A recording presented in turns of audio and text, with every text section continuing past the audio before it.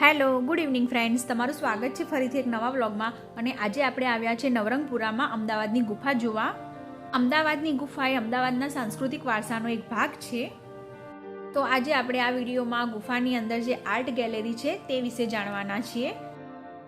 આ સામે છે ગુફા છે, એની અંદર આપણે આર્ટ ગેલેરી જોવાની છે. તો ચાલો આપણે જઈશું.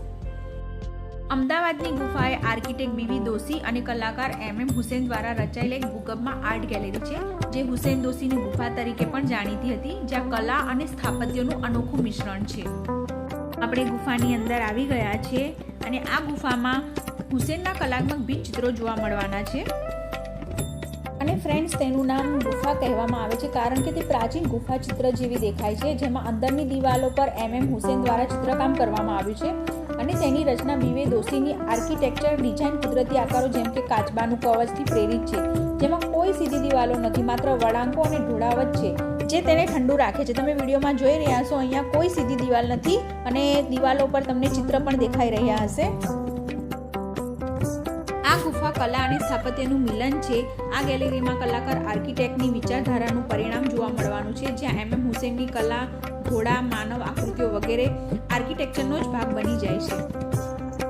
આ ગુફાનો ઉદ્દેશ્ય એ છે કે કલાને એક અલગ, અપરંપરાગત જગ્યામાં રજૂ કરવી અને મુલાકાતીઓ માટે કલા અને પ્રકૃતિનો અનુભવ કરાવવો.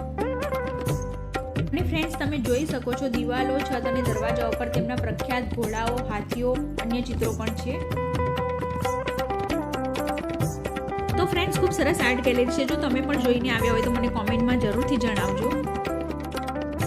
અને ફ્રેન્ડ્સ, અમદાવાદની ગુફાની મુલાકાત લેવાનો શ્રેષ્ઠ સમય નવેમ્બરથી ફેબ્રુઆરી છે, જ્યારે અમદાવાદનું હવામાન ઠંડુ અને આહલાદક હોય છે. તમે મોડી બપોરે લગભગ 4 વાગ્યા પણ સ્કાયલાઇટ્સમાંથી આવતા કુદરતી પ્રકાશનો લાભ લેવા માટે મુલાકાત લઈ શકો છો.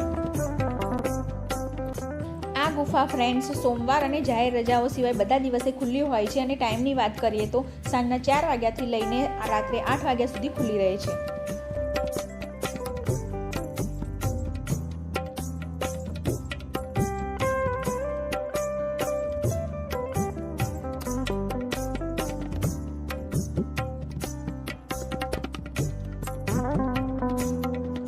તો આપણે બહાર આવી ગયા છે અને અહીંયા આર્ટ ગેલેરી પણ છે.